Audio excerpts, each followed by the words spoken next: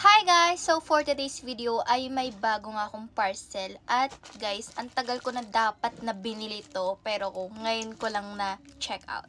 So ayan, na-deliver na to sa akin. And ito ay wireless lavalier microphone guys. Perfecto kapag magvo-voice over kayo or magvo-vlog kayo. And ayan guys. So ito ay titignan nga natin kung talagang effective siya kasi nga kapag may mga ingay daw sa background mo ay hindi na maririnig. So ayan, try natin guys. Open muna natin.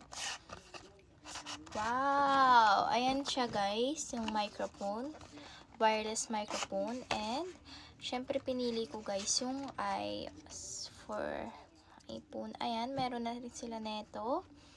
And kanilang microphone is kiklip mo na siya sa ganito guys.